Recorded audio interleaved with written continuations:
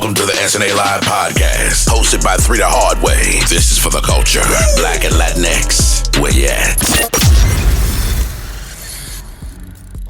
What's good, cigar fam? It's your boy Seaway, and welcome to SNA Live, the show not just about cigars and cigar lounges, but life in general.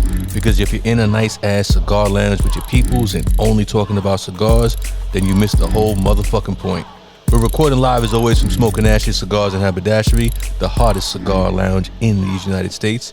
With me as always are my partners in crime, the GM and Leak. Say what's up to the people. Yo, what's good? What's going on, fam? We can now be seen on One Institution Media's platform as we are now a part of the OIM family. Today's episode is episode number 2 of season 3, entitled That's a Man, Baby. Yeah. We're going to be getting into what it meant to be a man back in the day, what it means to be a man today. We're also bringing back the segment Honorable Mention, honoring the late, great Mr. Sidney Poitier. Without a doubt. Perfect timing, too. And we're going to close it out with our segment we call What You Rockin' With, where we discuss, what we're feeling, what we're vibing with this particular week. Bet Money Leak steals my What You Rockin' With. No, Bet Money. Not this week. Word? No, you went left? Went left. You went back It's to only- the... I'm on the topic, but I went left. All right, it's one of two things. Either he goes left or he steals somebody's shit. Yeah. He's good. Okay. Yeah, all right, we'll Remember, see. I did try to frame you for that last week with mine as well, too. And with that being said, as usual, cut your stick, light them up, and let's get it poppin'. Welcome to SNA Live, a podcast like no other. Featuring Three the Hard Way. You want it, you got it. Yes. Episode 2, season 3. That's a man, baby. Yeah. In the words of Austin Powers. If you never seen that, go check that out. We about to have a real man talk. So it's a perfect time right now for you just to grab your cup, grab your drink, grab your seat, grab your stick, and let's rock.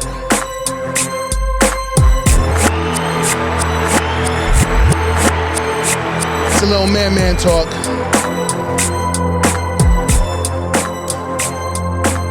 Almost sounds like a bad joke starting off. So 3 guys sitting in the bar. Yeah, man. I'm a Season man, baby. 3, episode 2. That's a man. Trying to spice it up a little bit. Have those Yeah. talks that, you know what I'm saying, that most of the time people don't want to talk about. That's the point of having this platform. Yeah, man, but it's necessary though. You know what I'm saying? It definitely is. Especially as men. You know what I mean? Like we're good for fronting and puffing our chest out on some ego shit. You know what I'm saying? But we don't, as much as we should sometimes, probably just get real about the other side. You know what I'm saying? The other side of the ego, where you're not maybe as confident and you're not as braggadocious as you normally would be. Or you're just broken. Yeah. Because you got to remember, there's a huge side of this here that, especially people I know our age, coming from the generation that was before us. And we're going to touch on that on topic 1. Yeah. At the end of the day, bro, like, yo, you got to be tough. It don't matter. Yeah. What's going on, suck it up. Yeah. I mean, so, some people don't know how to rationalize with their feelings. Yeah, no, that's real talk. You know what I mean? So, like, Real talk. especially as a man, especially a man of color, especially if you're a man of color who grew up in the hood, Yeah.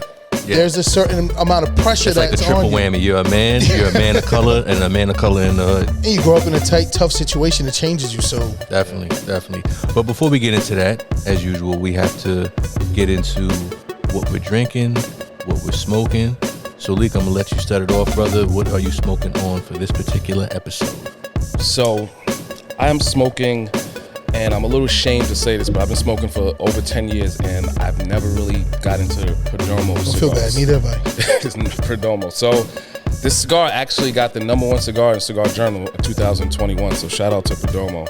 Shame on us for not having you in here sooner, but you're here now, so That's all that counts. that's all that counts. You're here Exactly. now. So, this is the 10th anniversary. Some people didn't make the cut. Yeah, this is the Facts. 10th anniversary box press Maduro. Again, #1 cigar in Cigar Journal 2021. It's a nice accolade. Yes, and you know we all big box press people here, so Yes, sir. definitely is a Big good. bati cigar. It's a little pause, a little bigger, cigar than I'm used to It's a smoking. big but body cigar. For yeah, you, that's boy. big body. A little background on it. It has 6-year-old Nicaraguan tobacco, all tobaccos, all Nicaraguan puro, obviously.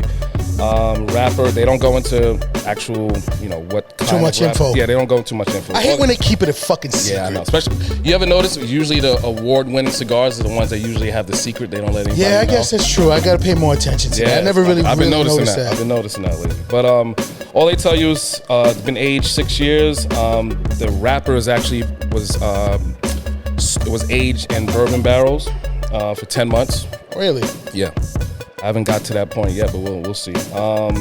Again, different regions in Nicaragua, they don't really go into it, but again, Nicaraguan puro all through. I'm picking up some earthy flavors just from the light. Little sweetness, not too much spice, but really earthy is definitely the main profile right now. All right, good. Yeah, definitely a little sweet finish. Very earthy, but sweet finish. But yeah, I'm gonna see how this is. How's the draw? Draw is perfect. Draw, Perdomo, that's what they're known for. Their construction is usually great. I think I've had the Champagne Noir. I think that's the only other Perdomo I think I've smoked before. But yeah, this is good so far. I'll let you guys know how it's going. But what you smoking around? So, for the first time over here, I'm trying, Escobar Cigars had dropped. Shout out to Nas and Escobar Yes, sir. Cigars on this venture. They had dropped a cigar, what did they say, about 2 months ago now? Something like that? No, a little longer. longer. We've had it for about 2 months, but they dropped Okay. it a little longer. All right, so facts. We had it here about 2 months ago. So, Time is flying, man. yeah, I maybe. see why you said that, but we've had it here for 2 months now. Yeah, you're right. So, this is probably like an early summer release. Yeah, somewhere around there. So far from it, you go construction-wise for a natural wrapper. It's not too veiny. It's actually pretty shiny on there. And And Also what she said. yeah, yo. But at the end of the day, I was expecting a little bit more, I guess, because normally, I'll just keep it gangster. When there's a brand or somebody throws their name on something, usually, I've seen so many gimmicks come out in multiple business, not just cigars. Yeah. So, you hear the allure of Nas dropping, a cigar line or whatever the case is. I expected it to be a little bit different than what I'm actually seeing. The construction seems to be well. The draw is great. It is combined of 3, I think it's 10-year aged sun-grown tobaccos from Habano leaves from Nicaragua. Okay. All grown out of, that rich volcanic soil over there. Yeah. And basically it's been curated and put together by a company called Puro Privados. So that's who made this joint venture with Escobar Cigars. Okay. It's got a little bit of from what the definitions say, it's got a little bit of vanilla, which I haven't tasted yet. It's got a lot of leather and it has a white pepper finish. Okay. They say it's got like dried fruit and stuff like that. I haven't picked up on that yet. I smoked that. You're gonna get the leather definitely. And So the white pepper is right off the rip. Yeah. I taste it right off the top. You can get it right away. It's very abrasive. You can feel it right away, but it does settle down. it's gonna So I kind of like cigars like this. They come out fighting, so to say. They kind of simmer down towards the end. Well, we'll see. I hope so. But Yeah. I've been on a natural kick too, so this thing has been rocking a little bit. But I'll keep you guys updated as we go throughout the episode. But Okay. Conway, what are you smoking? So first and foremost, the Robusto is usually my go-to. So we got something in the humidor recently that I was like, okay, I gotta try it, but it's not exactly like I'm not a Lancero dude. You know what I mean? I love a Lancero once in a while. I'm feeling like Thurston Howard III from Gilligan's Island over here with the fucking Lancero. The Virginia Slims of cigars I feel like I should have a blazer on with an ascot. and a martini. Yeah, exactly. Dry. So it's the Extra dry. Luciano the Dream. I love that brand. So I it's love that company. It's an Ecuadorian Habano wrapper. We got Nicaraguan binder and Nicaraguan and Peruvian filler. So it's supposed to give you like a earthy type of, you know what? That's the drink. Let me pause on that. I'm looking at my notes and I'm like, I'm looking It's at all the good. drink description. So They didn't give really a description of this. They what don't. What you're supposed to They get. don't. So I'm just gonna, you know what? I'm gonna let it sit. Let it simmer. Yeah, See and what happens. It's from a great factory though. Leak. That's from the same Ricardo and Yes. Yeah. what is Crown Heads. I know Crown Heads behind Crown Heads it. is behind it. Yeah. But I know that brand. I'm a big fan of that company. Big fan of that brand. Have you ever heard me speak about like Crown Heads and the Pichardo, like that whole? You're gonna have an experience with that Lancero. So here's the Enjoy. thing. It's not gonna be what you used to, but I think you're gonna enjoy It's it. because I guess what it is and I know the Lancero is like not something I usually rock with, but I'm sure the tobacco is amazing. The draw just seems weird because of It's the, such a You're not small used gauge. to it. yeah. You're not used to it. So, So You gotta take your time with it because Yeah. Lanceros, if you pull too much, they'll start burning very very heavy. So you gotta kind of take your time with it. those were the cigars of the rollers or the field tenders back in the day, because they're durable. You're able to chew them in your mouth and work the fields and smoke them. So like Leek said though, after a while they can heat up if you're a huffer. Yeah. But they're kind of designed for durability. Those cigars. Yeah, you can bite that, everything. Yeah, it's not gonna crack. It's not gonna, if you're a biter, yeah. I'm gonna let it sit for a hot second and But just take my time with it. Now, with that cigar, what are you pairing with that for us this evening? So we have the James E. Pepper 1776 100 proof rye. Put some hair on your chest, boy. Some hair in your nuts too, man. That shit is And no if joke. you're a female, you'll grow some nuts and grow some hair on those nuts. This shit is no joke. Strong as hell. So it's gonna have like hints of. Now peep this. I've never seen this actually with a rye or a bourbon before. So it has notes of chocolate and honey. Seen that before, right? It's aged for 2 years in a charred oak barrel. Okay. I definitely taste that. But then it also has hints of mint and eucalyptus. So I was like, okay, I could see that actually now. that is something I've never seen mint. in a description. I could taste the taste the mint. I can taste eucalyptus. the mint. I can taste the eucalyptus now. I can taste the mint. So we're like, okay. So this you know what is- this is great for? If you're fucking sick, or Yeah. you know what I Hot mean? toddy. This Yeah. here, or even just this alone, like you just take a shot of this. This will open up your fucking your breathing with your airway very easy because it's happening every time you take a sip of this. Yeah, Yes, definitely. for sure. Definitely. Hence the eucalyptus and the mint. Yep. It'll do that and then some. Yeah, no. Because we were sipping this before we got on. Probably part of the reason why I fucked up with the description of the cigar jumping. That 100 proof will hit you differently. Yes, it will. I'll be taking. So the real slugs quick, of before anything, I forgot to tell everybody, Yeah. when it comes to this cigar, the price point on this, you should find this anywhere from like $12 to maybe $15 at your retailer, depending where you go. I like to give you guys a little bit of a backdrop on what you might be spending. This is why, it's a little bit better for us to give a little, breakdown. What would you Yeah. say that Maduro would run normally in the range of? This one, it's probably gonna go up now that they won an award. But I'm That guessing- usually happens. Yeah, it's probably around $14-15. 14 to 16, Yeah, 14, 14 to 16. It's every probably gonna shop go is up. different, guys, so don't hold us to it, but Yeah. I would give you a range of like a $5, I would say anywhere between 13 to 16, 13 to 17, somewhere $4 range. This is actually on the higher end of Lancero. It has to be. It's like a 17. Yeah, so we got it for I think 17 and change. Yep, Like, 17, 15. So you 17. should find that anywhere between the high 15s, 16s into the 17s, probably even 18s. I would say 18, 19, probably depending on like. Where you go, you're every in the shop city. is different. Yeah. And what would you put a price point on the bottle, Conway? Wow, I bought this a hot second ago. I want to say this is in the range of James E. Pepper.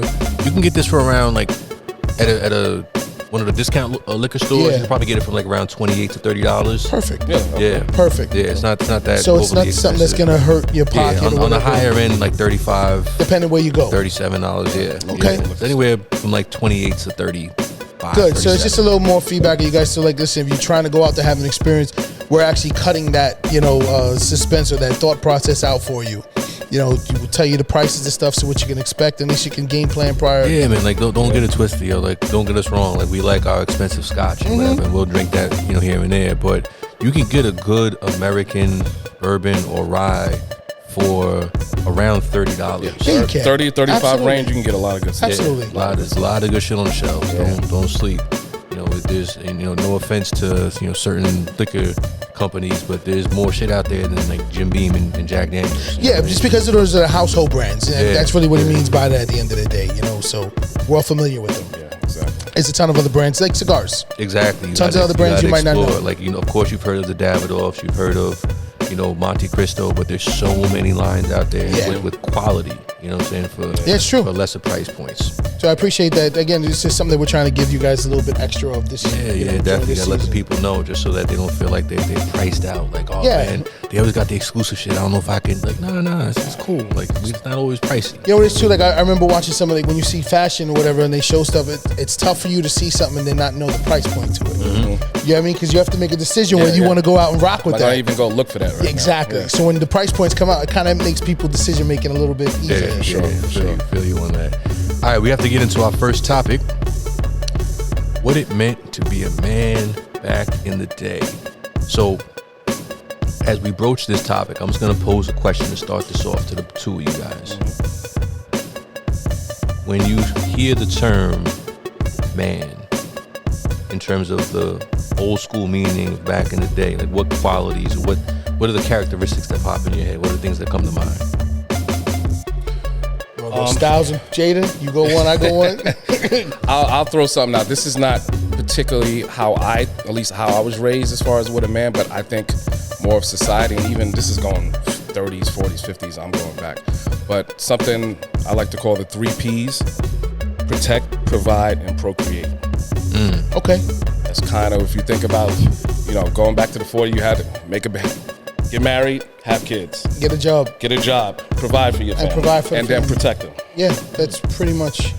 So I'll keep it simple. That's kind of that's also, again, that's how I'll get into more what I feel it is. Yeah. But Again, it again, that's shouldn't be just too that's different. generalized. But yeah, what would you say? So I mean, look, again, we're gonna talk from understanding that what that was from these eyes, right? Yeah, I exactly. could sit here and tell you stubborn as hell. Yeah, That's a stubborn generation. yeah, man. You know what I mean? You can't tell them they sick. You can't tell them they broken. You can't tell them nothing. They are what they are. You know what I mean? Again, just going back to that whole growing up thing. Like I got older parents too, so like the generation they were from, it ties to what you were saying in a sense, Leak, where it's like get a job, get married, have kids. It's pretty much the only goal we have for you. Yeah, But they are a prideful generation. they definitely are individuals. prideful. And, almost and to a that's where fault. that's where the stubbornness. It's Yeah. a fine line. Yeah. You know what I mean? It's a real fine line. It's a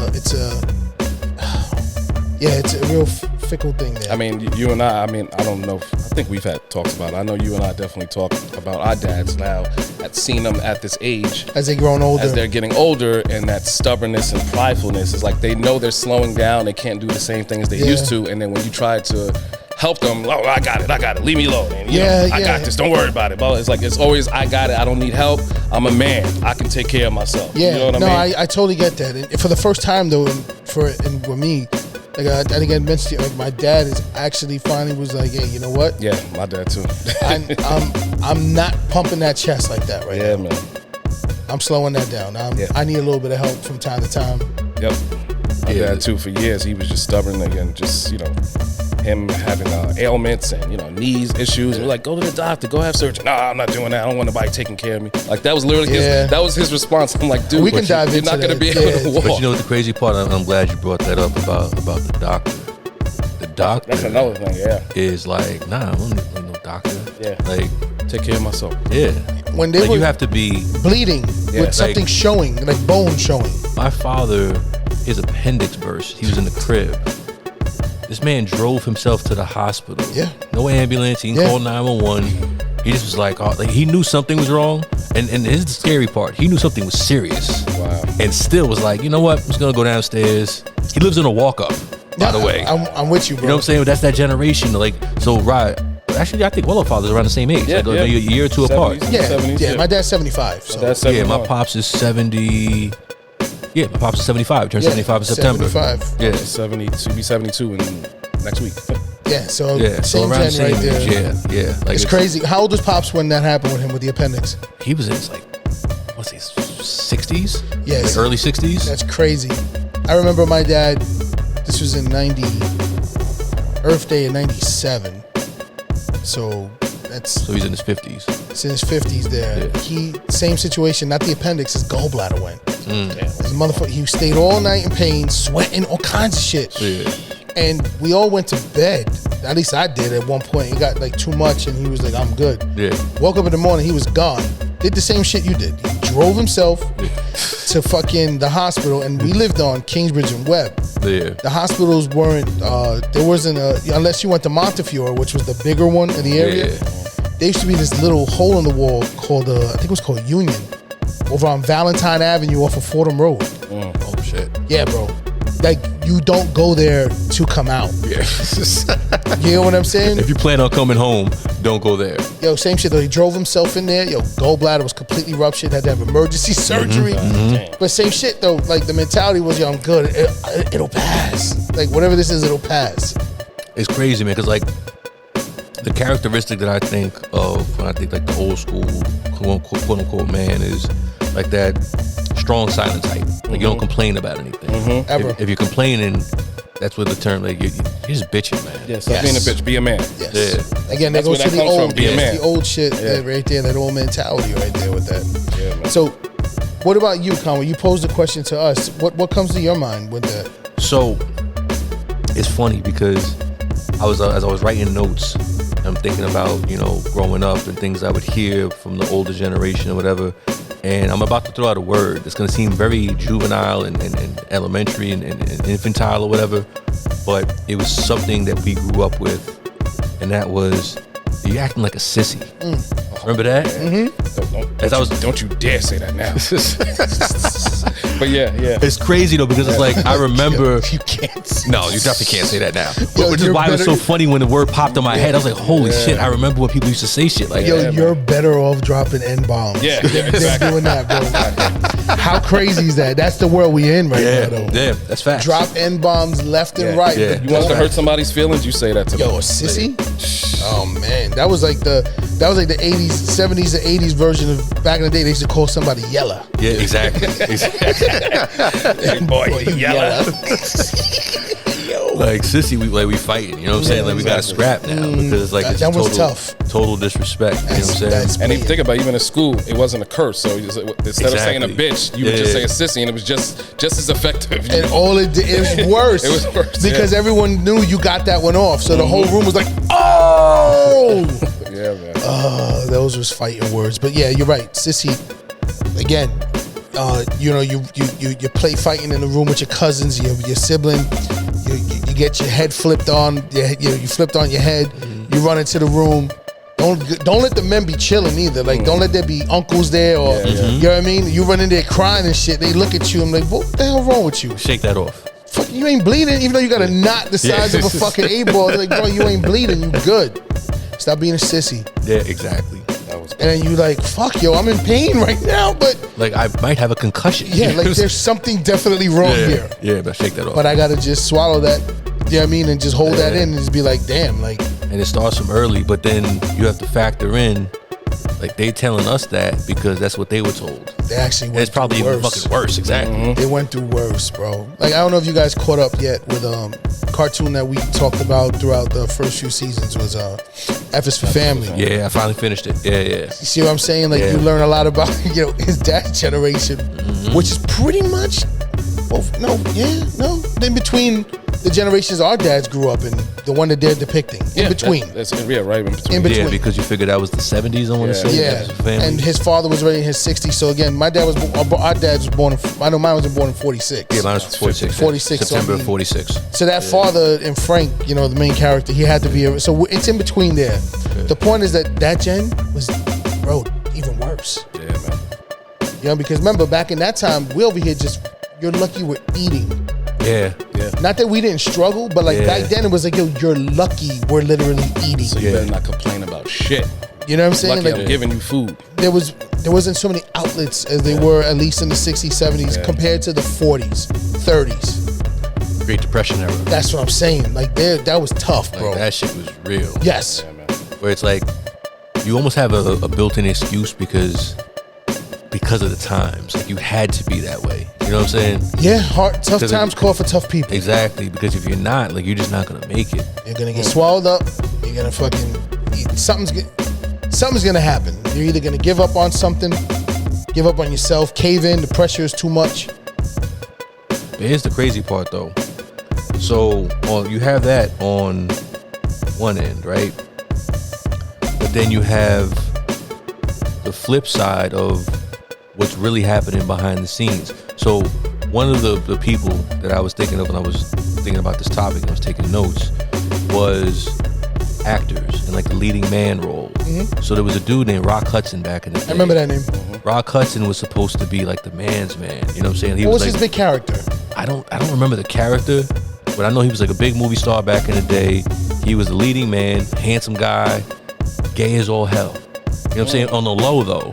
And the press, and this is the back in the day when the press was respectful of your private life. So everybody knew.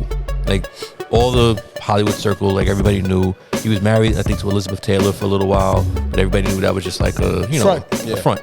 Because going back to what you said, Leak, procreate, protect. What was the third P?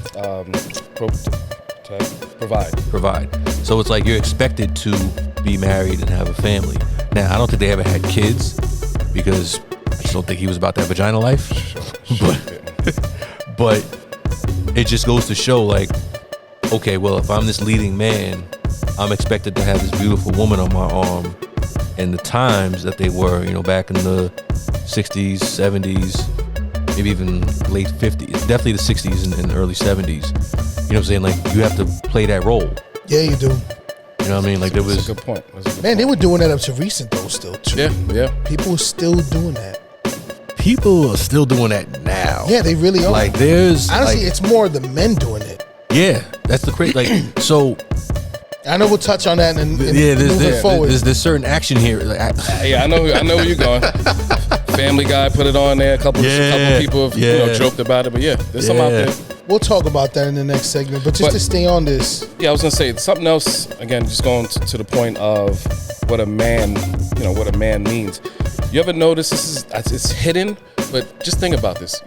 To be a man, also, you ever think about you have to be angry and violent all the damn time? That's kind of considered to be a man. Like you have to have, again, I guess it kind of goes to that macho aspect, but violence and anger and just being loud and being the loudest person in the room and angry. That kind of goes to show think about the biggest, one of the biggest TV characters back in the day, Ralph Cramden on The Honeymooners. Yes. What was his big one-liner? Yeah. I'm gonna punch you to the moon. Right in the kisser. Straight to the moon. I was like, he was loud. He was always angry. Always angry. Abusive. And threatened to beat up his wife on a regular basis. And that was what was. And that was just the notion. That was regular. That's went out to the masses, though. Yeah. That's openly spoke about that. That's how a man was supposed to be perceived back then. Well, remember again, going back to this cartoon with Frank. Remember he used to watch that cartoon of the dude who was a man's man. Yeah. He had a one-liner too in the show. Oh, you talking about Colt? Yeah. What was his one-liner? Like, oh shit, it was something like be a man but whatever. Same idea though. Concept was they were still watching shows, and that's the era we're kind of talking about. Yeah. You know what I mean? So like, you had that man's man kind of guy, and you have to live up to that. Yeah. I mean, smacking women and burning down buildings. And think about the movies of that era though. Fucking Charles Bronson. Yeah. Now, I'm not like hating on Charles Bronson's career, but I remember those Death Wish movies. He's not exactly like, Oscar material. You know what I mean? But he just was a tough, like, don't take no shit type of dude. That's true. And that was it. That was enough. That's true. Clint Eastwood always looked angry and mad, walked around with a freaking big ass gun. Like that's kind of what it was. I will say this though, to touch on that generation of men, I will say that if you are to look at them again, and size them up with some of the men of today and of the future, the one thing I can say is that those men back in the day actually got shit done. Something happens, they jump in a hole. Fucking something's broken, they fix something. They did whatever it is. They got their hands dirty. They were by any means necessary. They had to get it done. Even if they didn't know what the fuck they were doing, pipe rupture, they using duct tape. Yeah. They trying to fix shit. They get their hands dirty. Nowadays, a lot of men it's like, Roto-Rooter. But here's the thing though. If it's drilled into your head that you don't have a choice, like you have to do That's it. What I said. It's by any means necessary. You don't even think there's an option to do something else because it's been drilled in your head from the jump. Absolutely. Like fix it. Yeah. Again, absolutely. But that is the epitome of what creativity was also too. You see, because those men at that time and women as well, because of that go get them and jump in their attitude. That's what sparks creativity. That's what sparks people to feel that they can accomplish things. They got their hands dirty doing it. Yeah. Nowadays, everyone has an option. Like you said, I can just call somebody to fix this. Yeah. I'm going to pay for it. I'm going to pay for it exuberantly. Yeah. But I still, I'm paying for it at the end. That's also kind of being a man, is I have the money to pay for it. I guess it could be seen that's the That new could be age seen version of what it is now. But I mean, even back in the 40s, I've watched movies where women have always gone back to not caring about your purse or, so I mean, that's a timeless thing with men having money. Yeah. That's not a thing that's new or not. That's always been a thing. So let's get into, before our topic 2, our segment Honorable Mention, where we are honoring the late great Sidney Poitier. It's the SNA Live podcast, and it's time for the notable mention. Here we go!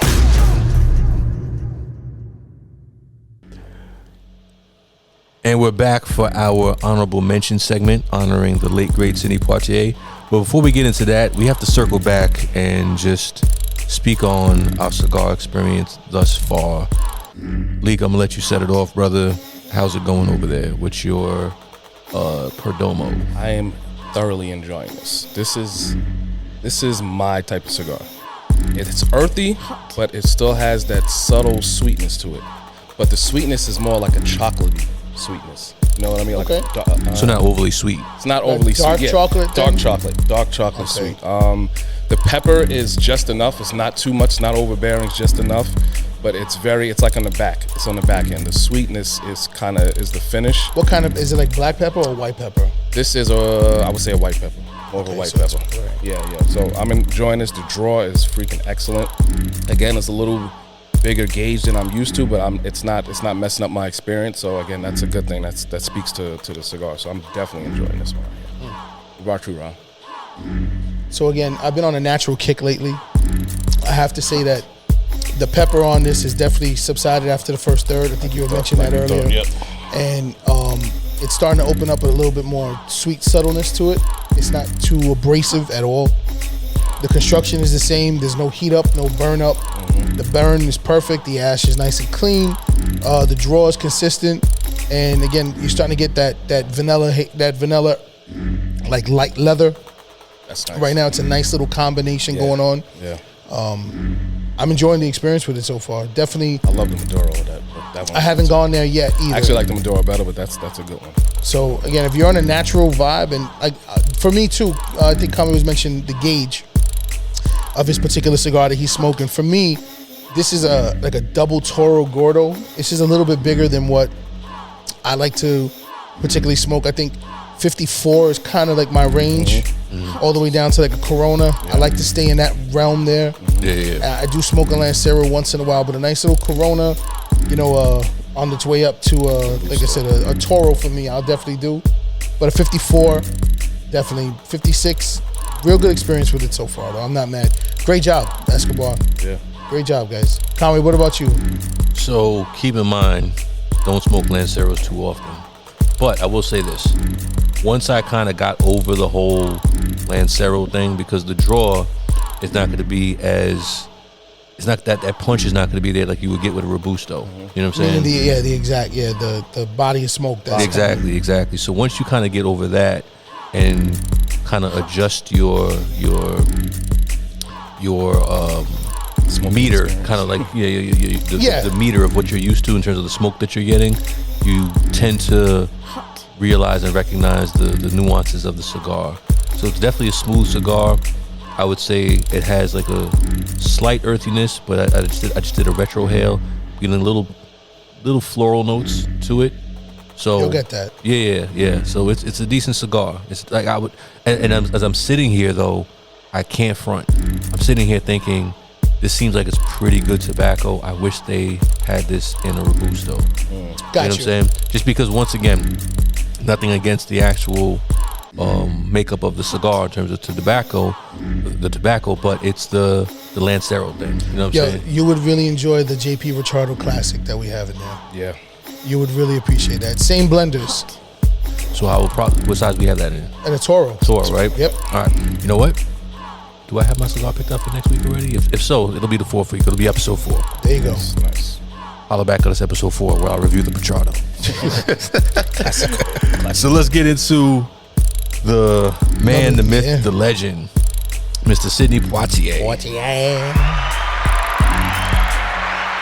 Born in February 1927. Jesus, it sounded such a long time ago. So he was the first black person, man or woman, to win Best Actor at the Academy Awards in 1964. Now, some people will say, like, wait a minute, didn't the woman from Gone with the Wind get the Oscar too? She did, but she got it for supporting. Yeah. He was the not first black lead. person to get Best Actor. Best exactly. Actor. And I think it was for the movie Lilies in the Field, if I'm not mistaken. So the reason why I had a combination of the Budum and look how many years had gone by Yeah, before it took The next person, yeah, next black man. or just the first Yeah. Yeah, because the Oscars was around for a minute. over 100 years. Yeah, Gone with the Wind was like in the 30s, if I'm My not point. mistaken. So it just shows Yeah. you the time frame that we grew up in and how monumental his accomplishment is. Yeah. And his body work is insane. So on the black movie side of things, Uptown Saturday Night with Bill Cosby, Classic. Let's Do It Again with Bill Cosby, Classic. Those two together. A Raisin in the Sun. That was a controversial movie. Classic all around. Oh yeah. But then he had the mainstream movies like To Sir with Love, In the Heat of the Night, and then what he got the Oscar for, Lilies in the Field. Now here's something I did not know up until today when I was doing the research for the background for the episode. So Richard Pryor is Richard Pryor is my favorite comedian of all time. I'm with you on that one. And as a kid, I used to love watching Richard Pryor movies. And one of my favorite movies that Richard Pryor ever did was called Stir Crazy. If y'all remember that movie, oh, you got to see Stir bro. Crazy. That's a classic. So it was like in 1982, 83, somewhere around there with Gene Wilder. Gene Wilder. Yeah. Those two together, bro. Yo, comic. I saw that. I'm Yeah. I saw Remember, the they got a title. couple movies together. Yeah. Oh, so maybe that was. Yeah, they got a couple together. So they were in jail. They were wrongfully convicted. Yep. And they were just like going through it the whole time. And they escape. And I've then, seen all right. So what I did not know up until today, Sidney Poitier directed that movie. You shitting me. Yeah. All this time. That's been one of my favorite. If you talk about comedies, that's probably like one of my top 5 favorite So if you comedies. look at the of all time. timeline, right? He just won the award in what year? In 64. But then he's doing all these movies in the 70s. So he built up Yeah. and kept hitting. Then he just took like a finally- 10-year gap in Hiatus. terms of just, I think he just went back. Oh, he's Bahamian born, by the way. He's a Caribbean brother. I didn't even know that. Yeah, he's from the Bahamas. Oh, Poitier. Yeah. Wow. Yeah. So he's Bahamian brother. And I don't think he went back to the Bahamas in his later years. But this brother was 6'2", good looking brother, articulate, and the years he was doing his thing, like he was the Denzel. If people Yeah. who are younger Yeah, and that's that are listening to this That's great, right there. that don't know about this man, go His impact is that of Yeah. how Denzel was for ours. Google him, man. Yeah. This brother, and because it was the 60s and it was the late 50s, his impact was even more than Denzel. Because when Denzel came around, we still had issues with our representation in movies. I'm not saying Racism that. wasn't a problem. Exactly. Not as big. Not as big. Yeah, not as big at all. So whether the narrative of the black man in this country was shiftless, conniving, lazy, inarticulate, dumb, shiesty, criminal, violent, Sidney Poitier embodied what it was to be a successful, professional, articulate man in every sense of the word. Yeah, I agree with And that. carried himself with class through his entire life. And he also demanded respect. I was listening to an interview, and they were interviewing him, and I guess they kept asking him the stereotypical questions that you ask a black person, and he was like, "Listen, I'm more than just a black man. You know what I mean? I'm articulate. I'm smart. Don't just keep asking me these same questions." So he also stood up for himself. Also, he didn't just let people walk. No. over him. To touch on that even more, there was a clip that I just saw recently that I didn't know that the original script had it as him just receiving a smack. So there's a scene, I forgot from what movie it's from, but it's like in a florist. Yeah. And he's approaching this white guy. Yeah. And for whatever the altercation happens, the white guy is supposed to smack him and he's supposed to sit there and take it. Yeah. He told the director that No, shit don't that fly ain't- with me. that ain't It's happening. beneath me. I'm Yeah, gonna yeah, see yeah. him That's back. not who I am. Yeah. Like, it doesn't reflect who I am to sit there and absorb that, Yeah, even as yeah. his character. Yeah. So in the scene, white dude hits him, he pops him right back. He does it quick though. Yes, he does. It's like a reaction joint, it's a backhand too. Yeah. And then the Yeah. white dude is telling the cop there, "Did you see that?" Oh yeah, That probably was in the heat of the night. that could have been because It probably, like, considering cops and everything, It was yeah, a cop thing. yeah, So yeah. that was a heat of the night there, bro. Yeah. Not surprising, man. Not surprising. This It's brother. funny. Tony Baker just put it up the other day and did like a Yeah, I saw that. remake of Word. it. Yeah, Yeah, man. but that's so, a backdrop to it. He even told the director. And this is in the whatever. When was Heat of the Night done, Conway? I don't know the exact year. I want to say it was in the late 60s. So again, just Early just to 70s. touch on the impact that you were mentioning of who he was, for him to be able to tell the director at that time, that ain't flying. Yeah, I'm Sidney Poitier. That's the equivalent to like how Chappelle and these guys too are like, yo, I'm not wearing a dress. Exactly. Yeah. You know what I mean? The torch, yeah. So I just wanted to like allude to that because you had just asked. I'm sorry, you had just made the statement leak about him. You know, He stuck up for himself. in an interview, and he did it on camera Yeah, too. on camera. So that's a huge. Blackballed these days. Well, back Attribute. then, doing stuff like that. Yeah, you could find yourself on your last movie. Yeah. So, however we want to define man, regardless if it's back in the day, present day, future, whatever, he embodied what it was to stand up and be a Absolutely. man in any description or definition of the word. So, Facts. shout out Mr. Sidney Poitier.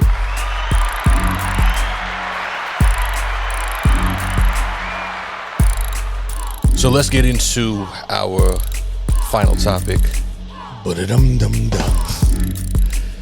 which is what it means to be a man today, especially considering in light of homosexuality being more accepted, the term beta man even being a thing, whereas that was not something that was talked about or not something that was even a name, because I think the term in and of itself would be the very opposite of what it was to be a man based on the old school description.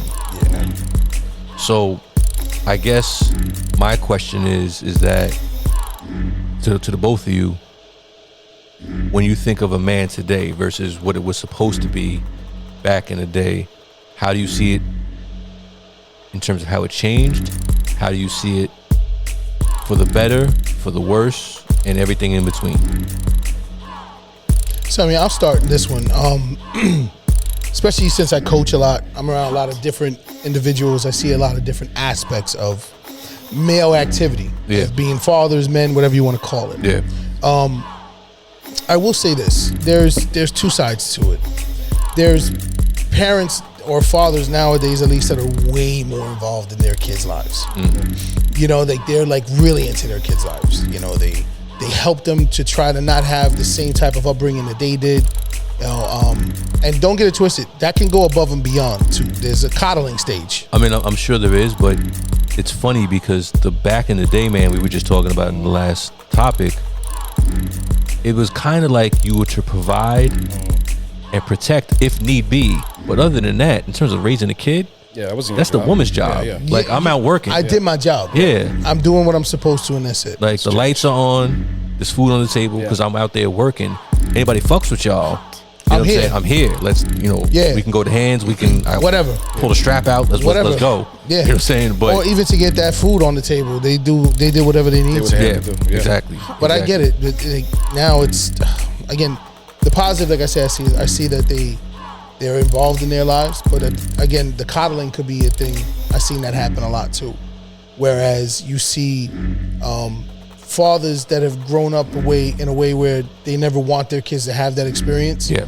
So much that like how we've had some of of our history whitewashed. Most of our history whitewashed, I should say. Yeah.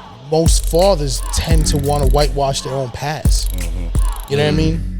And really give their kids everything that they didn't have. Now, there's great sides to that, because the kids grow up in a situation that you never did. You know what I mean? But then sometimes that also creates a spoiled mentality. Sometimes they OD, basically. Yeah, it's a little too much. So the positive thing again is for me seeing the activity in the life. Then one of the negatives to combat that is, like I said, sometimes it's a little too much of a helicopter. And just for the people that never heard that term, helicopter parenting. Like, what is that exactly? It's basically think about what the helicopter would do, how it would hover over someone. You know what I mean? A helicopter has the opportunity to. A helicopter parent literally hovers over every nook, cranny, move, crevice, everything that a kid does. That could be from cloning their phones to, checking the in and out, watching the cameras in the house when they walk in through the door. You're 30 seconds late. Yeah. Like, I mean, believe it or not, there's parents out there like that. There's a lot of them like that. They are. All races, not just all black races. All races. That's just parenting in this era that we're in now. Yeah. You know what I mean? But again, for me, those two jump off. There's a longer list, but I mean, Leek, what would you? So I'll stick on the positive. It's funny you said that. That's kind of goes to my point.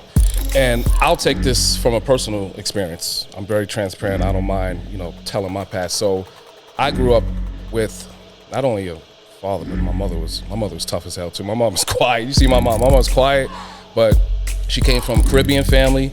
Father was in the military, mother was straight off the islands, very strict household. So I had that. But then I also had a very militant dad who, again, was in the military. His dad was in the military.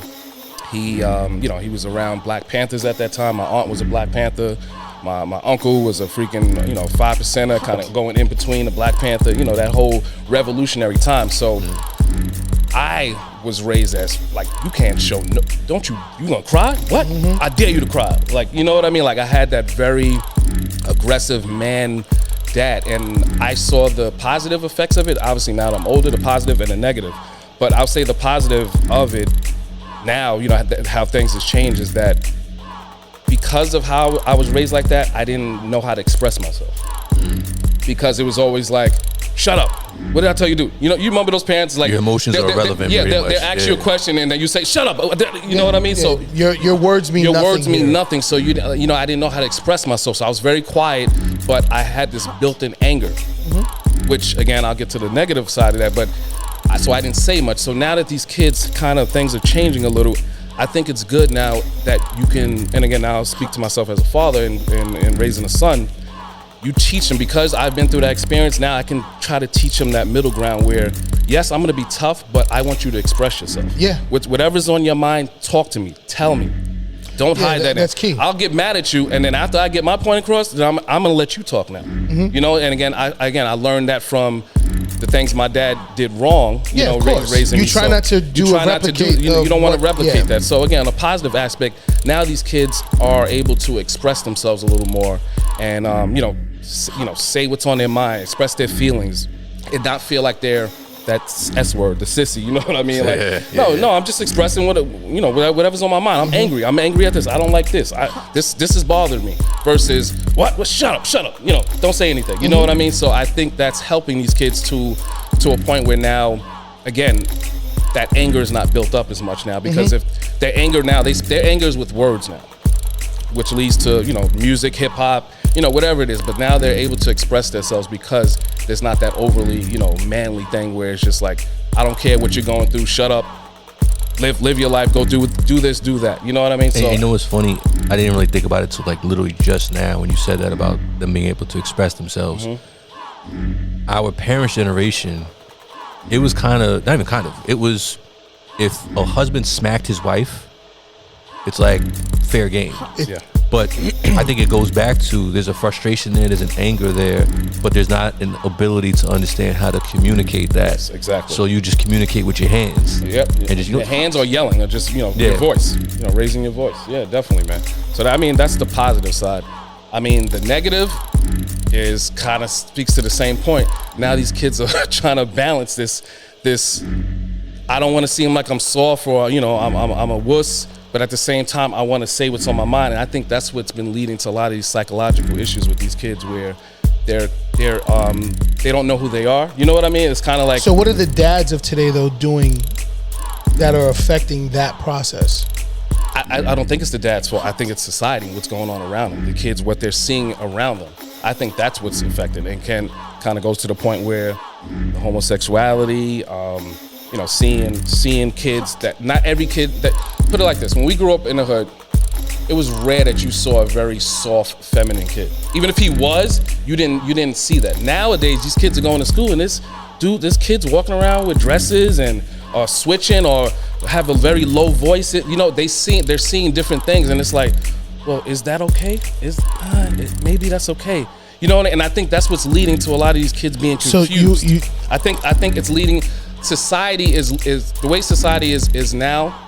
It's making these kids confused. They don't know what. If you have your dad telling you be these macho man, but then you're going to school and your friends are expressing themselves different, or they look different, or they're dressing different, they're talking different. It's kind of making them confused. Like, well, who am I? You know what I'm saying? So to a point, I do. For me personally, since you went on a personal, because when I had first started addressing this, I was talking about like the masses. Yeah. So for me, I think it's a little different take on that. I do agree that social media and the world around us does have an impact on the kids. But at the end of the day, though, the kids have a baseline, and the baseline is the home. And but you're not around your kids all the time. Your kids are outside the house more than they're inside so the house. Trick to that, though, is and they're on their phones more than they're talking to you. So I totally agree. Like I'm not disagreeing about any of that.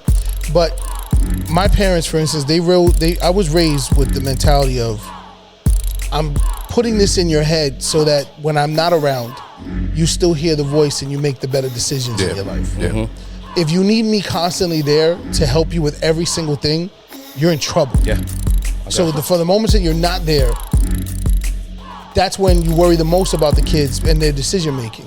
So that's why I say that a part of it comes from the baseline, which comes from the home, where how you anchor your kids down and let them understand the process of what's going on out there, and to still speak their mind and do that stuff, but have a grounding more so of who they know who their father is and what their father does and what he represents, and the expectations I have of myself as a kid that are put on me because of my father and my mother.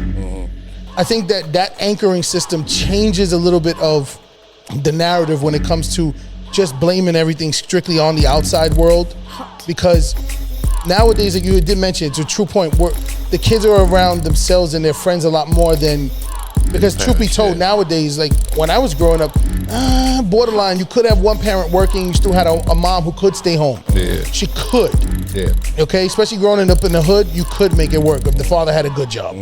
Not anymore. Not anymore. That's right. Now it's most parents have to work, and if it's a single parent, they're working 2 jobs. Yeah. So the kids are just basically by Yeah, themselves. they're raising themselves. They are. And social media and their friends are raising them. It is, but it's also about the anchoring system about shit. I think the anchoring has a lot to do with it too, and a lot of parents, I believe, especially fathers, some of them are so damaged from their prior life or their previous life of being young, going through the shit they went through. They don't want the kids to go through the same thing. But what they tend to do is just say yes to everything, though, and that's the what kids softer, and that's what opens up the opportunity for them to feel that they can do whatever they want and how they want it. So I'm gonna kind of circle back to the original point, because we kind of veered off a little something. Yeah. So I'm just gonna ask this. So, because I know sometimes I catch myself, because, and I've said this multiple times on the show, if you listen, we're 80s babies, we grew up in a certain era. So I sometimes have to catch myself so my wife, when I first started dating her before we were married, she lived in Brooklyn, right? She lived in Bed-Stuy. I'm sorry, before that she lived in Bushwick. She was in Bushwick first and then Bed-Stuy. So Bushwick and Bed-Stuy is very gentrified now, right? It's not the same anymore, like how it was when we grew up. So I'd be going to visit her and see dudes, mainly white dudes, when I refer to what I'm about to refer to, walking down the street with a man bun. And it just was kind of like, what are you doing, brother? You know what I'm saying? Like, what are you doing? But I had to catch myself, because it goes back to that, once again, that definition, that old school definition of what it was to be a man. Yeah. And a man bun was pretty much the polar opposite of what that was. You know what I'm saying? So it was feminine. Exactly. But that's a thing, that's a trend that is very, very popular, mostly among hipsters. Yeah. But I could combat that a little bit though. Yeah, go ahead. Let's go and talk about One of my favorite movies, Remember the Titans. Okay. Is that Denzel? Yeah. Denzel. There's a particular character in there that they relate. His name was Sunshine. He was a quarterback from California. Okay. Long hair, fit the description of everything that you're leaning towards in your description right now. Yeah. The only thing though is that this motherfucker was bad. He'd fuck up anybody, which he did. Yeah. He stood up for himself, and he was literally physically gifted. Yeah. More than quote unquote the male man. Yeah. So, you know, the viewpoint on those things sometimes is literally the epitome of judging a book by the cover. Oh yeah, no, We'll go to definitely, that. definitely, and that's why I said like I would catch myself. Absolutely. Because it's like it's also your old thinking because of your old upbringing. exactly. So I get it. I definitely get it. I got used to it quick because my son had grown his hair long from being young. Yeah, now I remember. He always wanted to be a Hercules, and you know, to today he's still. So I had to absorb that idea of him having long hair and him playing football at that. But then we started watching football throughout the eras, and you got guys like Troy Polamalu. Would you ever tell him there's something wrong with him? Nah, You know, I would not. That's Because I watched those Steelers games back in the day. and there's a That ton brother of, hit hard. There's tons of players that have long hair and they do the same. So you know, you started seeing that type of change. It's like, you know what? That takes an actual sense of confidence in you to be able to rock. Definitely. You know what I mean? But I get where you're going to. It leans towards the today's narrative of going towards that whole Yeah. beta. What's masculinity?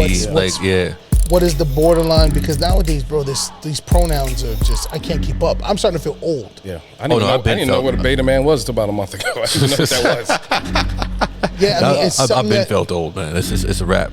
And speaking of rap, so Leak, I purposely didn't mention this before the show so I can tell it to you live on the show. So we get into this thing about Drake all the time. Yeah. And I think Drake is the epitome of the shift in what it is to be a cool dude. You know what I'm saying? Like, because part of like what was being a cool dude before was being a man's man. Yeah. And the reason why, and I have this argument with Leak all the time, like I'm not the biggest Drake fan. You know what I'm saying? And if I really sit back and think about it as to why that is, it's not light skin hate. It's just Really, chocolate. damn, you went there. it's how overly sensitive he is, and it's just like, dude, Yeah. like in my mind, it's like he'll grow a pair, but then at the same time, it's you can't take away from his massive. When I say, I mean massive success.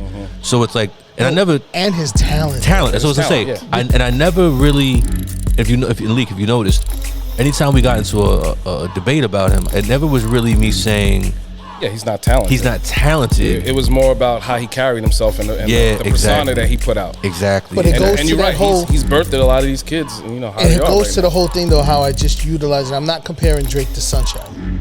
But what I am saying is you get this look of him, of what he portrays himself to be and how he is in control of the shift. But every once in a while when you feel that, or when he feels he's being threatened or something's being categorized in a weird way with him, he finds a massive way to remind everyone why he's the truth. Exactly. So he'll come out on some hood shit. We all know he ain't hood, but when it comes to rapping, he'll body anybody. And everyone stayed away from him. It was the same curse that Eminem had, the same curse that Ludacris had. Jadakiss had the same thing. Nobody wanted no problem with these people because they'll end your career. Like you said, I don't make albums for you. I make albums for your girl. Yeah, Your he girl's does. buying it, and you secretly buying it too. You just don't want to tell nobody. You secretly sing it. That's what it is. You're definitely singing this shit. But then here's the thing though, because then at the same time you have dudes our age and a little older with the jokes. Like, remember that meme where it was like, this is the way dudes that listen to Drake close the fridge. Yes. Remember the dude like, Yeah, that was- closing they the went fridge hard with that for his a hips. while. with his hips. Yeah. DMX went on a radio station one time when he first got out of jail. I hate this motherfucker. He went on, I yeah, hate he that. did. It was because of what you said. He didn't see him as a real man. That's not what he perceived a man to be. And he's like, he couldn't understand all the success. Remember, he they was watched him on TV as a handicapped kid. Yeah, You know, that with too. Smile. getting. You know, by the way, two of the biggest selling artists nowadays are Jewish when it comes to hip hop. Drake and Doja Cat. Oh yeah. Oh, I know Doja Cat was Jewish. I just found that out recently. Wow, didn't know that. Okay, She's talented. I'm a fan. she's talented. She is. I don't No, know. she is. She's talented. She is. She created. I witness her this, talent on a regular basis. Yeah, she created this TikTok craze right Yeah. now. She's big with that, man. Yeah, man. Yeah. Oh, Conway got lost for a second. That pepper, Yeah, that pepper, and that throwback mind of his right there. Yeah, had him- that's had Doja Cat. He's had thinking him about that. lost in a thought. Ooh, that YouTube video I looked at the other day. Yeah. So realistically, though, like when you hear the term beta male, Yeah. Well, let me ask you: does that bother? Does it bother you? what do you mean? Does it Like bother me? the fact that that's where we've come now is that's normalized now, being a beta male. I mean, Conway kind of admitted boss because he's, at least initially, when he saw dudes walking around with, you know, man buns, and Drake became a big So star. like I said, it does until I catch myself and Yeah. realize like, okay, Yeah, what am I really saying? Yeah, You know what so I'm saying? I've crossed that threshold already. You know what's crazy? My upbringing, I was always around my family. They hung out with a lot of party groups. You know what I mean? Like they had large groups that were parties, and there was usually gay folk around. You know, they used to hang out. So I had Anytime these- you have the party crowd, that comes right along with it. I had a set of aunts of mine. They were my aunt. I still call them my aunts till today. They are not related to me. One way, shape, or form, no way. But I had two aunts that I knew nothing about back in the day. They were just awesome every time we was hanging out with them. They used to live in Tracy Towers, Okay, yeah, right off of Moshula. Shula, right there. Yeah. And you find out later, you know, as you grow older, you start learning. Like, wait a minute, they're gay. They were a couple. Yeah. You know what I mean? And their crowd of friends were the ones that would hang out. So being around that, from young, I was able to separate and see and realize that they're people at the end of the day. So when it hits, like you asked me the question, does it bother me? Absolutely not. And here's why. Because there's assholes out here in the world. There's vindictive people out here in the world. There's people who want to do bad and destroy. Yeah. And then there's people who are people that are just normal people like everywhere else. They just have different callings to themselves. Yeah. So at the end of the day, I'm not mad about it. It doesn't bother me because it doesn't have a direct reflection to me or myself. You know what I mean? It's just, I'm more the idea of just allowing people to be themselves. And whatever it is, it goes back to what you were saying before, how you have this conversation with your son. You allow him to voice his opinion, to speak. Well, it's the same idea with allowing people just to be themselves. Yeah, man. You know, the truth of the matter is we're literally in this ride of life, you know, for whatever time frame we're in it for. You should be able to do the things that make you happy. Yeah.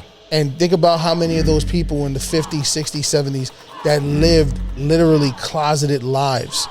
Like that term was for real. Yeah. Like you live a closeted life for real. Like imagine back then being married to a woman and you really are in love with this other dude. Yeah. You know what I'm saying? And like you really love, and there's like a real thing there. You know what I mean? Like imagine you couldn't be able to live your life feeling or understanding what that truly meant, because it's not what the norm is out here. Yeah, I know a dude. He was a friend of my wife's, and I was gonna touch on that. I didn't really, again, growing up in hood, and it just my background, family, everything was tough and everything. And until I met my wife, because she's an artist, so half of her friends were gay, male and female. Yeah. So I was always around them. So I was just like, they're cool. You know what I mean? So that's where, to answer the question, that's where I was just like, all right, I'm cool. I get it. But I forgot what my point I was gonna make. Oh, so the whole you know femininity thing. Have you ever thought of this? And touch on this really quick. Also, besides homosexuality, do you think women's rights have also changed just basically how just men carry themselves, where they don't feel like they have to be as masculine? And I'll let you think on that. It's a good question. That's actually a very good question. It's something I was thinking about. I wrote that down. Before I touch on that though, just so we're clear,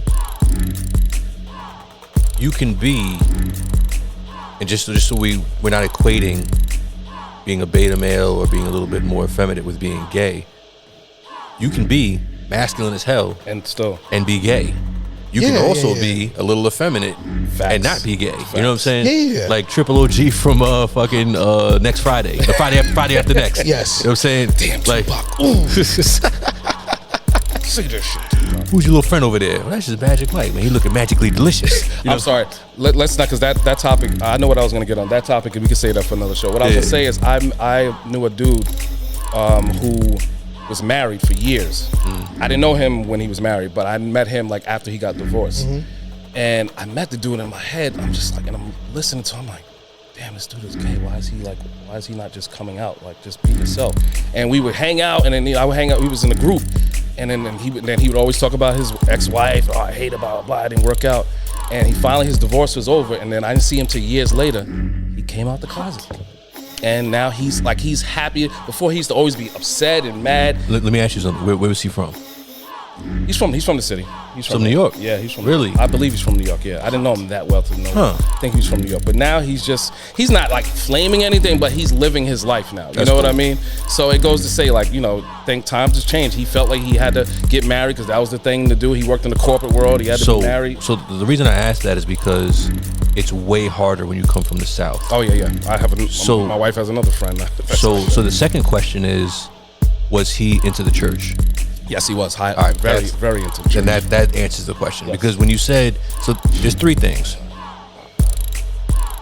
And then this is just the reality of the situation. Just, I think, being black in this country, I think we're still a little bit behind in terms of accepting gay couples or just homosexuality in general. Number two, when you're from the South, I think it's harder because they believe in quote-unquote family tradition. And then lump the church into that. Yeah, you bring the religious aspect into it. And actually, when I say church, I don't mean just Christian church. I mean like any type of like religion, organized religion. Church. Whether it be Judaism, religion in general. Islam, Christianity. Like they all three pretty much frown upon homosexuality. So when I asked before, like where was he from? You said he's from the city. I was like, oh, okay. So then, all right, well, he's not from the South. Is he black? All right, so he's black. And he was into the church. So I think it just makes it that much harder because, once again, we talked about the era we grew up in and it was drilled into our heads what a man was supposed to be. The church also does that too. Or religion, I should say, does that too. In terms of sure. It gives you guidelines on what a man is designated roles in terms of what you're supposed to be. The one thing I do want to say before we get a little too off a little bit, I don't know if any of you know what the actual definition of a beta male is. Yeah, I wrote it down.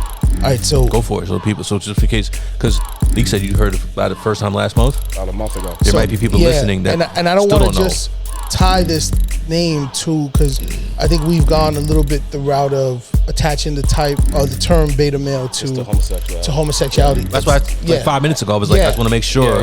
So that's why I want to elaborate a little bit more so you understand. Not, a man tending to assume a passive or subservient role in social or professional situations. So basically, there's nothing macho about that guy, as an example. So for instance, I've come across thousands of guys like this in my life. It's the guy in the store who's the store manager, and he has no kind of, I wouldn't say aggressiveness to him, but very passive. Very, it's okay, we'll make it work, everything will be just fine. We'll grant you this and we'll give you this on top of that, we're sorry. You know, like that's kind of what the beta male by definition is. Someone who's very passive, maybe non-macho, more sensitive. But here's the thing though, the reality of it is, if you've ever been to a museum and saw a painting, you were like, yo, that painting is dope. That shit is fire. Odds are, if it's a man that painted it, he was the quote-unquote beta male. Like, the arts in general lend itself to the more passive, if it's a man doing the art, the more passive personality, the more sensitive personality. Because as an artist... That's the word sensitive, as an artist... Especially old art. Like old, I'm talking about like Leonardo da Vinci type I know what you meant. I know what you meant. Yeah. So you know there's a rumor about the Mona Lisa. I've heard many things about the Mona Lisa. Which one are you talking about in particular? So the one where I forgot the name of his so-called lover. He's painted him before though in other famous paintings. So Leonardo had his own lover, and when you combine when they show the other paintings of his lover, because he had a secret tryst with a man, and when he painted him, his gift to his lover was showing him how he can portray him as a her. And that's one of the deep rumors behind the Mona Lisa, because I'll look it up, and I'll even tap into the show notes when we put up as a posting, so some people could look it up as a tag. I forgot the name of his lover, but there's other famous paintings that you have seen. Like if I showed them to you, but I've seen it. Yeah. Especially if you watch any kind of like Da Vinci Code and stuff like that, it's definitely been in there. So here's the thing. Looking back on it, if you look at the features of Mona Lisa, she's not the most feminine looking woman. Which goes to this whole conspiracy a little bit. Yeah. Because he used to try to depict his lover in the most masculine, feminine ways possible, but the Mona Lisa supposedly was his gift to his lover, showing the world how he sees him in his eyes. Wow. I never heard that before. I gotta look that up. I gotta read that up on It's that. crazy. It's a crazy conspiracy. Look it up. It's pretty popular. Like, it's been researched a lot on Google. Yeah. I gotta look that up, man. That's cool. So, and you can't, like, it's not a strayed thing. We're gonna use actual paintings that he painted of this same individual. Yeah. And that's what just opens up the corridor in your mind to say, possibly. Yeah. You know what I mean? But then, like, once again, when you talk about like old school artists or whatever, this thing goes back. Like, what I sometimes get frustrated on is when the whole, like, the term beta male might be a new term, but the type of dude, the definition of what you're looking for has been there since the dawn of man. You know what I'm saying? It's come in different phrases. Yeah, and look, this was a new country. You know what I'm saying? Like, in terms of like when. In terms general. Yeah. It's still a fairly young country. Yeah, it is. But what I'm saying is, when you have something new and you're trying to, especially when you started by just wiping out a whole people and it's hard and you're trying to come up, you kind of have to be tough because it's tough times. Yeah. But prior to that, when you talk about Leonardo da Vinci, he's in Italy, you know what I'm saying? Way back in the day, where that was an already established society. So you can have, an art renaissance and have sensitive people because you have a established society, so you don't have to be rough. So now you have the ability to be a man who can be a little bit more of a sensitive type and not be ridiculed or looked at any type of way. Especially the culture in the back in that era. Yeah, it was part of the culture. Yeah, you look at Roman era, you look at Greek era. Exactly. It was not a secret. It wasn't frowned upon. No. It wasn't frowned upon for one, but it wasn't a secret either. Yep. The makeup wearing, the way they carried themselves, it was different. And I guess that's what it basically boils down to. We've kind of come almost like full circle, because Shakespeare plays. Do you know Shakespeare never had women in his plays? Never. Men played every single role. Yep. Wow. They put on dresses, makeup, tights, the whole nine. So it goes, like I said, it just goes kind of back to when you have a society that's already established and you're starting to be able to be a little bit more comfortable in not having to worry about, all right, we're in tough times because it's the come up, or it's the Great Depression, or it's the construction era, and trying to build something. We're pretty comfortable as a country. You know what I'm saying? We have more money than we know what to fucking do with. Now, is it distributed equally? No. Hell no. But as a country, we're good financially. You know what I'm saying? So now, because of that, and going back to the rap thing, these rappers now, with the exception of a few, you know what I'm saying, that come out the South and it's like real like hard times or whatever, a lot of these dudes grew up in the kind of comfortable situations. Oh, yeah. So it's like, the era that we came up in, and especially New York rappers, a lot of those were dudes that came up in the crack era. You know what I'm saying? Like our favorite rappers are the Nas's, the Jay-Z's, the Wu-Tangs, dudes like that were born in the 60s and that came up in the 80s. You had to be a certain type of there was a certain tough, because anybody that was born in the 2000s, I know New York has a reputation. New York was crazy back in the 80s. It was The Walking Dead. Like, even if you were gay, you couldn't really show that shit in the hood. Now, there were... I got tons of stories of those. You told us. Yeah, I had mentioned that before. Now, there was always, the village, you know what I'm saying? That was their haven. There was their safety net. And not even, because they would still get fucking jumped and shit. There was, all types of clubs or whatever, the drag queen scene. That was all in the city. Yeah. But that was usually at night, number one. Number two, it was in very spot-specific where they felt safe to be who they were. This wasn't just walking down 125th Street. Definitely not. I know you've been to Harlem lately. Whole nother world. Yo, Harlem now is not far from that though anymore. Yeah. Especially over by Park Avenue and shit there, bro. Yeah, Like whole nother world over there. the whole, they ain't like prostitutes out there from what we grew up with. There's straight male Yeah. prostitutes over there. Yeah, no, it's a different situation, man. But I think it just boils down to when we talk about what it is to be a man today. I think the pressures aren't there for men to not have to feel like they have to be a certain type of way, and I guess I think we're fucked. Like I know I still have issues or problems communicating. With my wife all the time. Like, I get upset at her. Like, I shut down. Yeah. And she's like, "What the fuck?" And I'm just like, "Yo, I sometimes just don't know how to express myself without just yelling at you." And I'm not trying to scream on you. You So know I'm what just saying? gonna go to default. So it goes to how we were raised. You go into your default and you just shut down. I shut down. Yeah, me too. You know what I'm saying? So I think, yes, there can be like Rob, you talking about the parents that coach the film or they're there for the football games.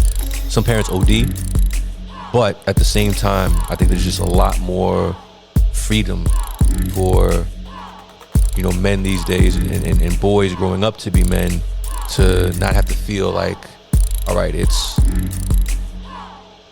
shut down emotionally, don't cry, don't be a sissy, man up. That's another thing, man up. You can't say that nowadays, bro. I've caught myself telling my son that a couple of times, and I'm like, later on, I was like, There's sometimes it happens why'd you on the do that? field, I've done that before. where some of the parents that are coaches, or you hear the parents on the sideline, where it's like, yo, man up, suck it up. What was that thing Kevin Hart said in one of his specials, and he actually got in trouble for it when his son was doing something. He was like, Play with a dollhouse. That's gay. That's gay. Don't do that. Like, I caught myself. I didn't say gay, but I caught myself like, yo, what are you? You a girl? What are you doing? And I caught myself doing it. Yeah, it was, I think, talking about if his son even thought about bringing home a dollhouse, he would smash the dollhouse and like throw it in the trash or something like that. Yeah, so and he got in trouble for that shit. And that opens a up theoretical dollhouse. And that opens up, I think we touched lightly on this, and I don't want to dive into this because it's a whole nother wormhole, but the decision making of a modern day father would be what Dwayne Wade went through with his own son. Yeah. Daughter. Mm-hmm. Yes. I should say. Yep. That must have been tough. Oh my God. Maybe. You don't know how it looks like they Now handle keep in it mind, very Dwayne well. Wade's younger than us, man. That's why I said that's it's true. different. I know what That's why I said you're it. thinking You're it must have viewing been it from tough. From our era. If you had to make that choice, you're saying that. But they grew up in a different era, a different level of understanding. And that's. And Dwayne Wade grew up mostly in Miami. He was used to it. Yeah. No, that's. So that was nothing for him. His wife had to be behind it as well too. Yeah. So.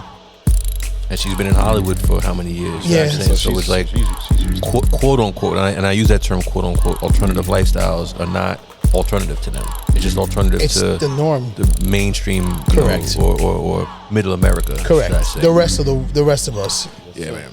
All right, with that, we got to get into our segment that we call What You Rockin' With, where we get into what we're feeling, what we're vibing with, what we're rocking with this particular week. This is What You Rockin' With inside the SNA Live podcast. It's no introduction. And we're back with our segment that we call What You Rockin' With, where we talk about what we're vibing with, what we're feeling this particular week. So, Leek, I said it at the beginning that money that you steal my shit, but you said you're gonna go left. It's not stealing your shit. It's just I'm just ahead of the curve. I'm ahead of y'all. That's all it is. Sometimes I'm thinking ahead of y'all. That's all it is. So what you rocking with this week, brother? So I want a little. I didn't go left. I just want again a little personal. Sticking to the topic. So what I'm rocking with this week is my son Elijah Malik Wynn. That's what I'm going with. Okay. Since we're talking on this topic, so I dived into a little bit how I made some mistakes when he was younger. Like I said, being that overly, don't do that. That's sissy. What are you, girl? Why are you making girl noises? Like I found myself doing that, and I caught myself, and I'm like, yo, that's not the way. Again, just understanding with times, things have changed, and I started learning a balance of, again, letting him express himself, be him, but at the same time instilling those specific things where still at the end of the day, I'm going to teach you how to be a man. And again, some of the things from my dad. Don't make excuses. Nobody cares about what the hell you're going through. If something happens, get over it, learn from it, and move on. Like that's been the main things I've really been instilling. And I think that's timeless. Yes. Yeah, it's just that doesn't stop. No matter what happens, I'm doing it now, and I'm gonna keep doing it until he's freaking. Even when he's a grown man, I'm always gonna keep reminding him of that thing. I'm reminding him of that. So I say the reason I'm rocking with him is because I've seen a shift in transformation in the past 6 to 8 months, where I guess what I was doing and what I started and how I changed it, I see that he's starting to become his own man, or young man, I should say. Yeah. So Just tell the people how old he is right now. he's 12 years old, just turned 12 2 weeks ago. So this is that age. Yeah, As it you is. know, we all know that 12 to 14 year old, that's when you start Yeah. really understanding about yourself, Yeah. about your body, about what you like, what you don't like. So this is Puffing kind your chest out a little bit more. yeah. So it's an important time, and I'm just very impressed on the young man he's becoming now, because his confidence is starting. He used to be very low key, like he would be loud and stuff in the house, but then he would get out in a person and around other people, and he would just be real chill. But his personality is starting to come out. He's playing sports. He's becoming a lot more aggressive now. He's not being scared to make mistakes and being, again, kind of being that beta man, very reserved and passive aggressive. I was finding like he was going that route, and again, I was trying to force that manhood on him. Like, don't be that. Yeah. Be a man. Stick up. And I took a step back, and he's coming into his own now. So That's cool. I'm rocking with him this week. I'm proud of him. Again, I'm excited to see the man he's going to become, and I still have some learning to do as a father also, but I see what I've done so far. It's working, and again, I'm just proud of him. So I'm rocking with my son. Fantastic. That's cool. Fantastic. GM, what you rocking with this week, So brother? for me, it segues into a little bit of something where I was alluding to for myself with what I'm rocking with this week. It's really about the parents and the fathers that have found that crazy dynamic of not losing who you were when you were growing up, but also blending it in with the understanding of today. And like I could even utilize myself too to touch on that with my son, my oldest son, whereas we did the opposite. You know what I mean? Like my son, for one, he knows every 90s, 2000. He is on today's hip hop like this much compared to where we grew up on. That's where his majority is. He's a fan of. I did for a little while have to show them a better direction. Sometimes, especially when it came to dealing with growing as an athlete, playing a very male-dominated sport in football. Yeah. Having that dynamic of being abrasive when you have to, and then also knowing that they're human still, and they're not robots, and you have to allow them to also metabolize and break down things differently. And there's a small consensus of parents that I have noticed that have got that down pat. And I've watched their kids grow from kids that are older than mine to kids that are younger than mine. And I'm rocking with the parents who figured out the recipe on how to not lose the old age, like that edge, but not being unconscious to the things of today. You know what I'm saying? So Yeah. That's a fact. So I mean that's what I was rocking with. So Okay. Conway, what are you rocking with, man? So mine is less personal, but it deals with the subject of what we were talking about in terms of being a man. This particular individual who I'm rocking with this week is a leader of men. And that is brother Mike Tomlin, the coach Oh, the of the Steelers. Pittsburgh Steelers. That's a big one there. I'll give you that too. Yeah, man. This man, Never had a losing record. 15 seasons, no losing record. Bill Belichick can't even say that. No. The fact that this man has had teams where they had no business in the playoffs, no business having a winning record, Yeah. he's proven time and time again that he's a leader of men. And he was not an old dude when he started that. No, that he was job. young. He was one of the youngest coaches at the time. Exactly. And it just goes to show about quote unquote manning up.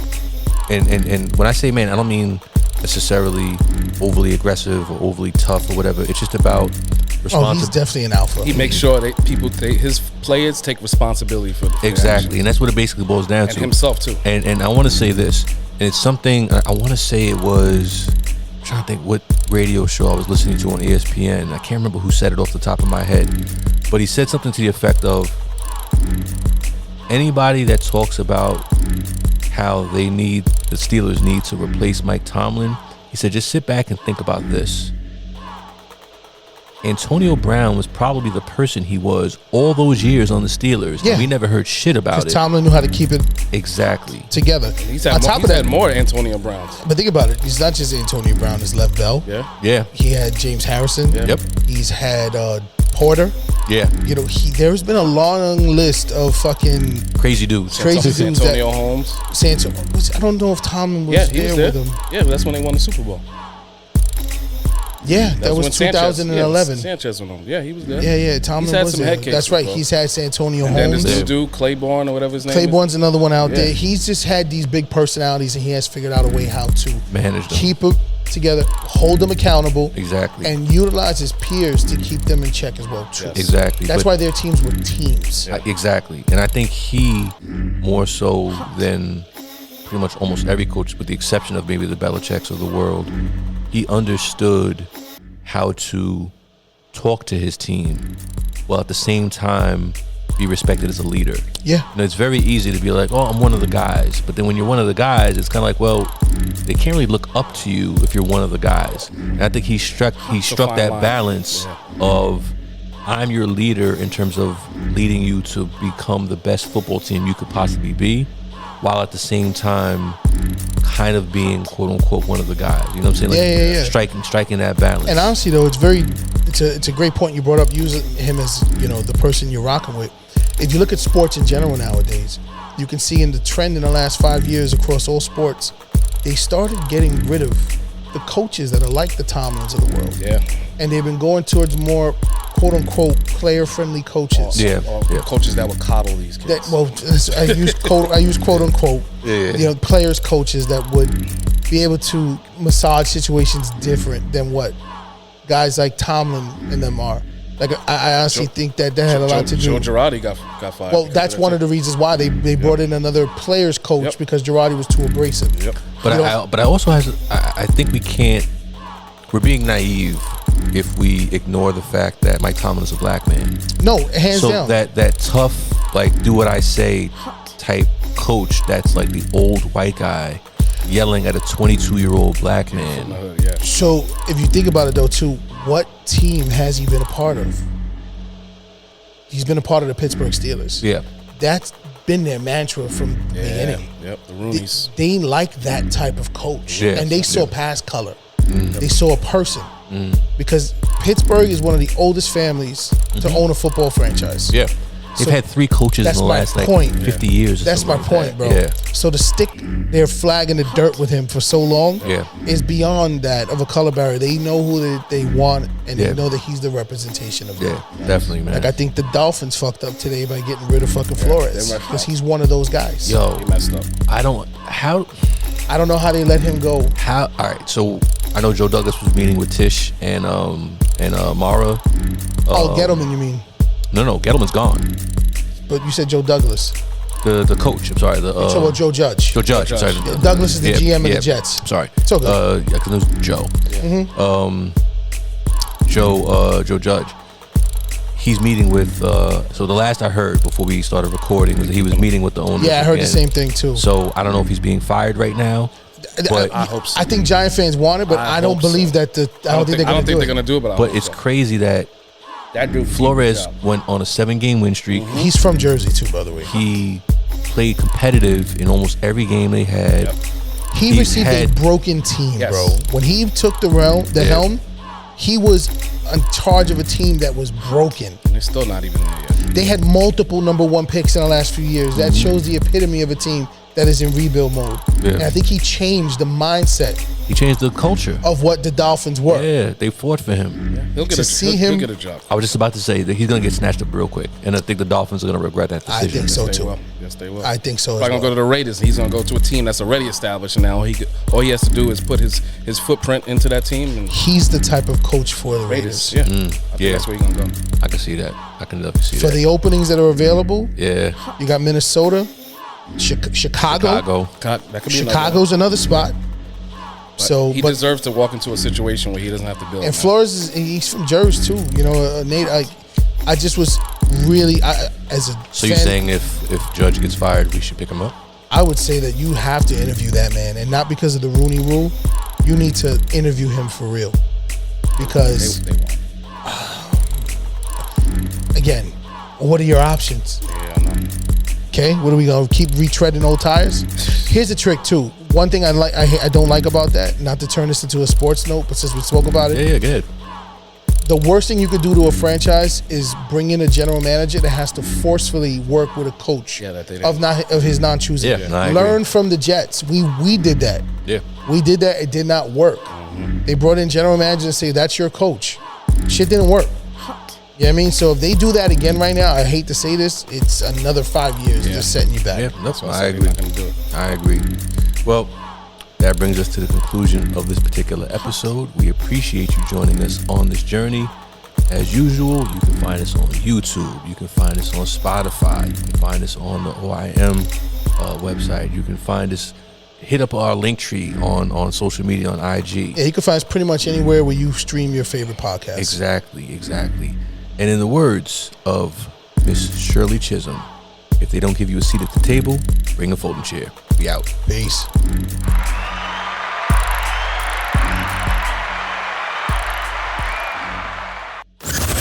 You have just listened to the SNA Live experience. We want to thank you for tuning in with us. We'll be back with another episode.